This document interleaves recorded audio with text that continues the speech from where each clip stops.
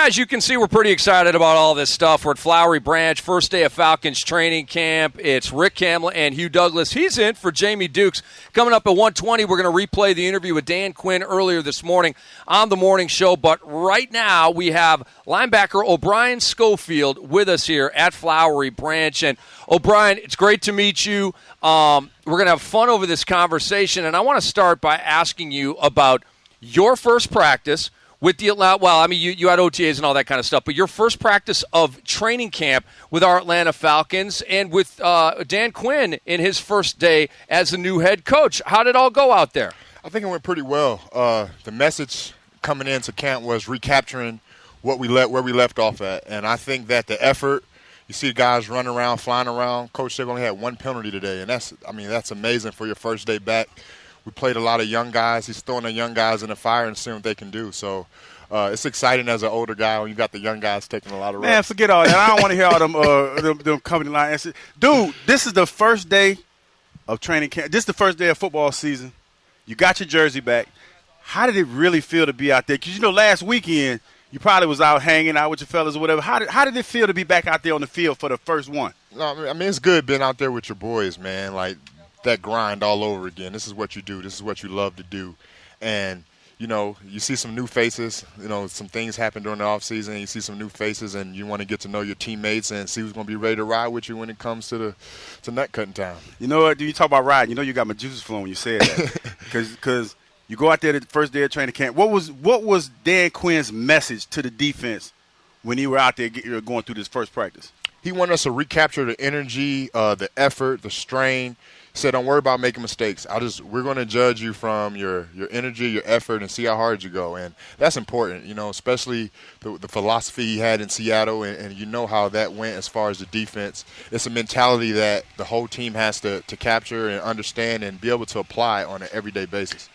Sorry, Rick, because I'm excited to be sitting here. Hugh. I'm living vicariously through the young man because it's been a while since I hit. We got a defensive powwow going on here. But now for me, I used to always get excited when we got ready to put the pads on. Oh, yeah. Because you know what time it means when it's time to get the pads on.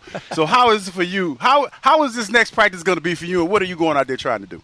I'm going to try to do what I do every day, man. Just get better. Get better. Focus on one or two things that I really want to critique hard about myself and improve on, because you can't get better at everything. And for me, it's really exciting when you put those pads on because you really see who's going to play football. I mean, anybody could run around and catch the ball with hats and gloves on, but when it's time to set that edge and time to come downhill and take on the ISO. He's speaking my language. Because, it's not to cut you off, but it's like you can hear – I hear what you're saying because you're like, okay, you separate the man from the boys when you put those pads on, because that's when you go out there and you see who really wants to play this game. Absolutely. And when those pads come on, man, it's no more talking. It's like you gotta show up, and everyone can say, wait till the pads get on, wait till this happen, but – everyone's going to see on film, and the way we do things here is we have highlights of the practice. And, if you make some good plays, coach puts it up there, and then if you get embarrassed, it's going to be up there.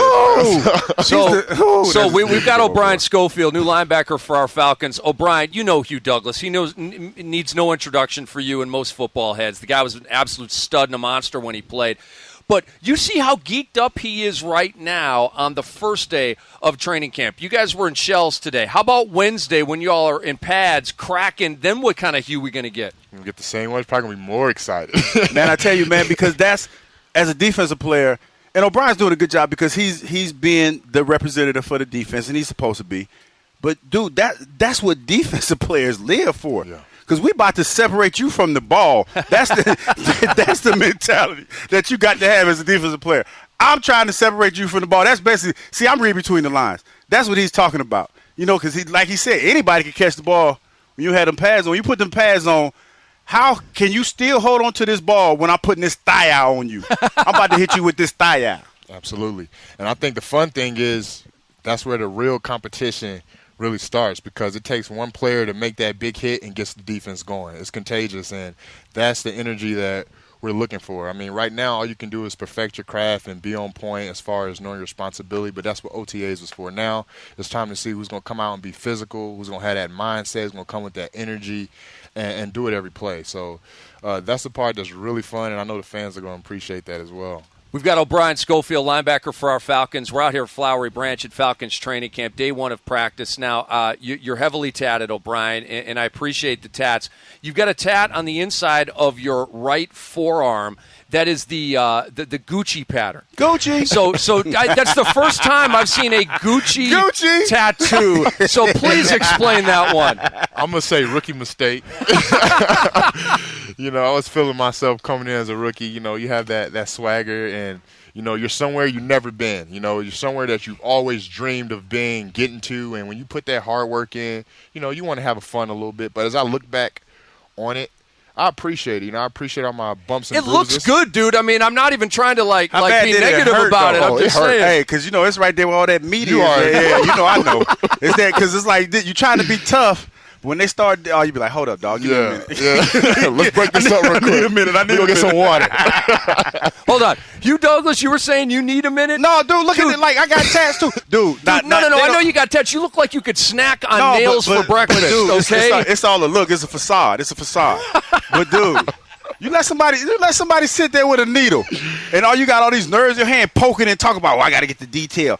Hold up, dog. I need a minute. Especially when they got to do that shake. Yeah, when they got to say, oh, no, dog. Hold up, dog. Yeah. Hold up. You can stop right there. Hugh Douglas needed a moment. I love it. O'Brien Schofield hanging out with us.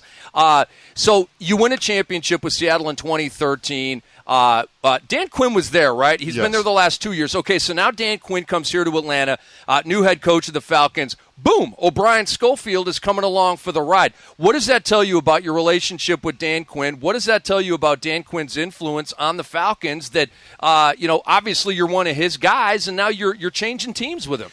It's the first. It's the first time I've been somebody's guy, so I really appreciate it, and I'm taking it to heart and really trying to step into a leadership role because I know exactly what he's looking for and what he expects. And been in this defense 3 years, me personally, I'm ready to excel. I'm ready to bring guys along, and I'm ready to join guys that are already, ready for the fight. And I think that when you have a guy like Coach Quinn, the mentality that he has on a everyday basis, the energy that he comes with, he loves ball. He loves guys that loves football and loves to come in and work. So I think, just that alone will separate, a lot of guys. O'Brien, I want to ask you, I'm a stat guy, and I don't ask you this question with any kind of loaded mentality or bias. I want to get to know you as a football player.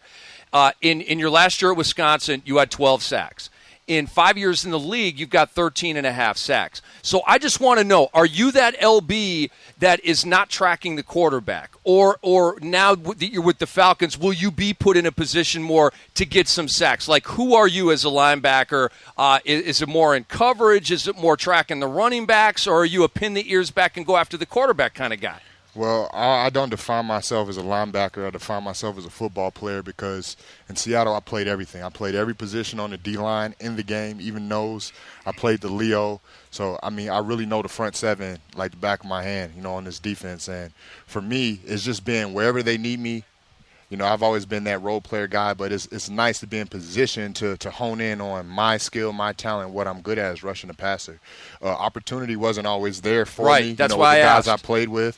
I came in with my guy was Joey Porter. He was my old head when I first got in. So Joey was crazy too, by the way. He was. He was. And I learned a lot from those guys, especially from the Cliff Avrils and Mike Bennett. And it was one of those things where just perfecting my craft and just getting better and waiting for my opportunity. And I believe this is my opportunity now, and I'm ready to show up. You talked about how Coach Quinn, when you were in Seattle, had you playing every kind of position. How much does Coach Quinn rely on you now to kind of relay his message to the other guys that really don't got the message, that aren't getting the message or trying to get the message right now? How much does he rely on you to do that? I think he relies on me a lot. Sometimes he'll say something, and sometimes he can just give me the look, and I know. Subliminal? Yeah. And I know. I'm on the same page with him, and I know what he expects. So, I try to pre-warn the guys. This is how we have to do it, and this is the attitude that you have to have, because the scary part about it is I've never really seen Coach Quinn really pissed off. So I said I feel bad for the guy that gets him there, because his whole motto has been positive. He's positive about everything. And I remember we were in Seattle. We were down like 24-0 at halftime to Tampa, and he didn't come in cursing and yelling at guys. He came in like, are y'all ready to play football? Y'all ready to play fast and physical, because that's not who we are. So just to have that mentality where he's not a guy that's going to personally come in and attack you, but he's going to let you know, like, you need to pick it up, or you're not doing this, and this is what I expect from you.